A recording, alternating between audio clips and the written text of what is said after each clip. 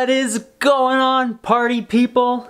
Antony B here with some updates. I've got big news for you. I have interviewed now for 4 positions. You've seen 3 of them. You haven't seen one of them yet, and in total I've been offered 3 positions. I've made it to round 2 in the 4th interview. That's a big deal. Japan, you're getting closer. Okay, so one interview that you haven't seen is actually with Seoul, South Korea. I have been offered that position and I have declined it.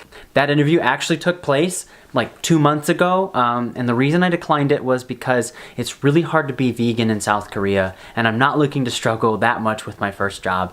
It was a really cool position. I was actually going to be living in Gangnam, South Korea, like Gangnam style. And I wasn't enthusiastic about turning it down, but it was the best choice for me. So 2 of the other positions that I've been offered, you have seen those interviews, and I'm thinking about taking one of them.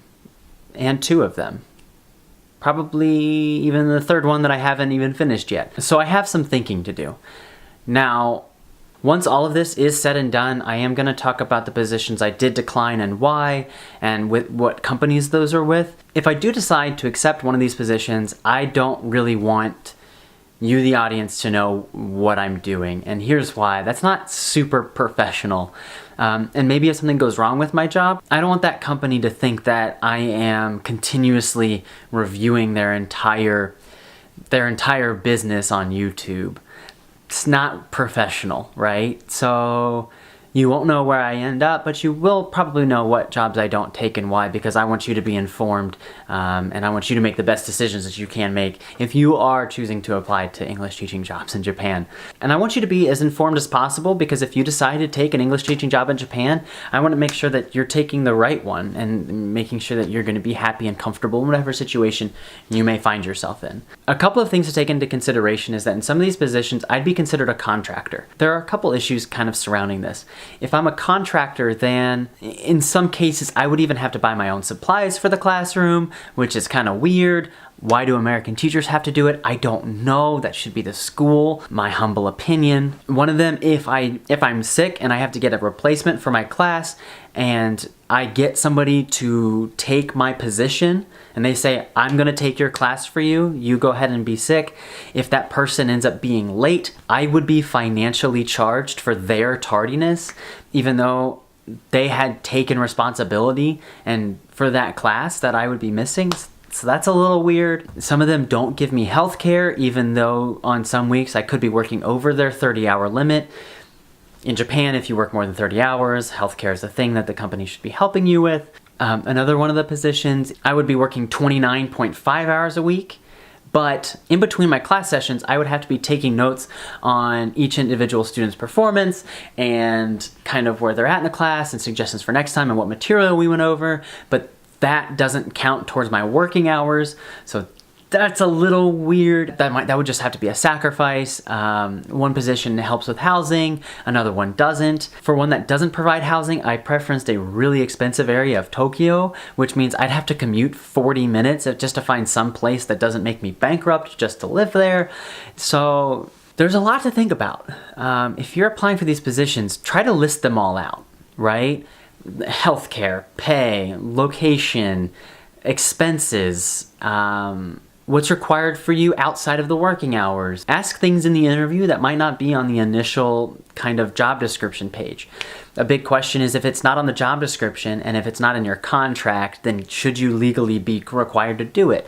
Well, you're also working in Japan, so that's like a completely other legal situation. I don't know. So it's just really challenging. It's really stressful, but the best thing you can do is keep a calm, level head, make your lists, stay organized, and continue applying to other positions, even if you have a couple of really good prospects. I will talk about this later, but there were times when I thought I was about to take a position, and then one thing led to another, and I quickly realized that I was about to make a big mistake. So be calm, be patient, and really think about what you want. Because at the end of the day, you should never be taking a job that you're not excited about, right? You shouldn't have to make compromises. Now, how did I get here? So as of now, every job that I have interviewed for has either given me the position or sent me on to round 2. Now, philosophically, how did I get here? By that I mean, I think I think it's that when you put your mind to something, you can accomplish great things. I decided a while ago that this is what I wanted. And I want it for a couple of reasons. I don't want it just to experience Japan. I don't want it just to learn Japanese. I don't want it because I like anime. I don't want it because I want to be challenged. I want it for all of those reasons. But I also want it because my research was in sexual violence and in student development, right? And this will allow me the opportunity to understand a culture better than I ever would be able to understand them in the United States. And these positions are going to increase my capacity to help people in the future.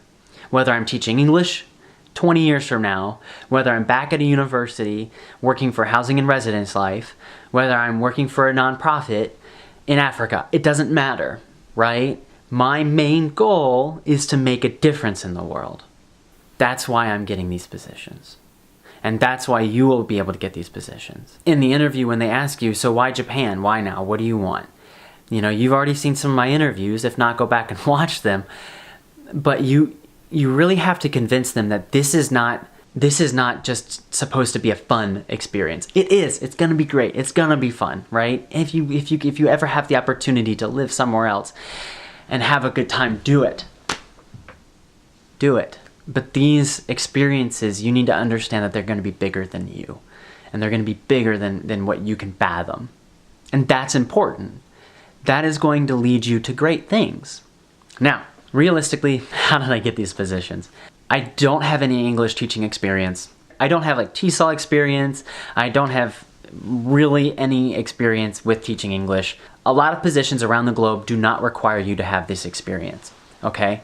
And you will see a lot of the big companies, I'm gonna throw one out there, Interac is one of them, that they don't require these experience, and people say this is a great first job abroad, it helps get your foot in the door, it gives you experience, right? And then once you're in that country, you can look for other positions and continue growing and continue being a good teacher and continue to learn. I know some positions in other countries will give you TEFL experience and they'll get you certified and then you can teach in their classrooms.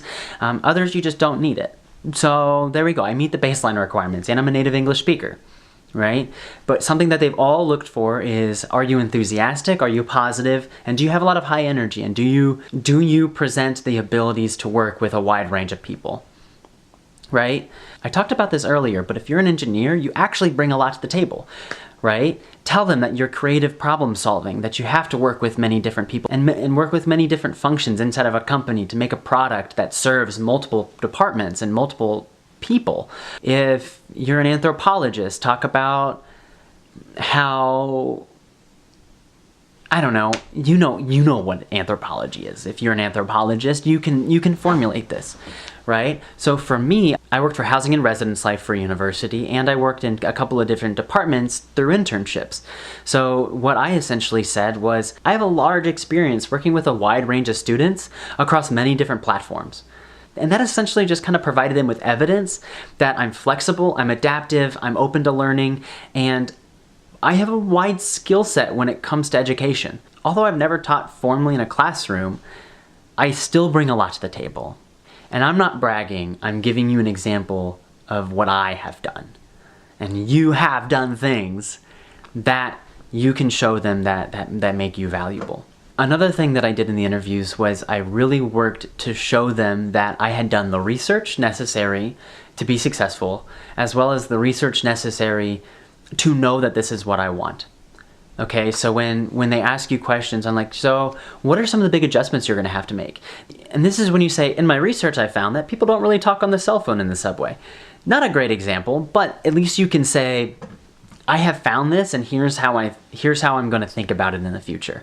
They want to know what research you've done and how you're making steps to mitigate these cultural differences already in your life, right? I've already started learning Japanese, so when I can say that I've memorized the hiragana and katakana, right, that's a big step. They're like, oh wow, he actually cares and he really wants to do well and he wants to learn. And he's here to be a part of the Japanese culture and not just come and do something different, I guess is the way to say this. So really go after it. Invest the time, invest the energy, and be passionate about this. If this is something that you're considering, it's because you want it, and there's been a lot of life experiences that have pointed you in this direction. So trust that. Maybe you're watching this video because you're thinking about this as a life decision. That's huge. You've made it this far. Congratulations. Round of applause. Another thing that I've talked about is when you look at the job description, if the requirements, maybe you don't meet all of them, maybe you meet 60 to 70% of them, still apply for the job. Okay? And then give them how your life experience can help you do well in maybe that 20% that you didn't do, right? So just have confidence. You know, we're all adaptable. We're all faking it. We're all learning. So just be confident. I didn't have all this stuff. One of these jobs says 1 to 2 years preferred experience. They gave me the position. I believe in you.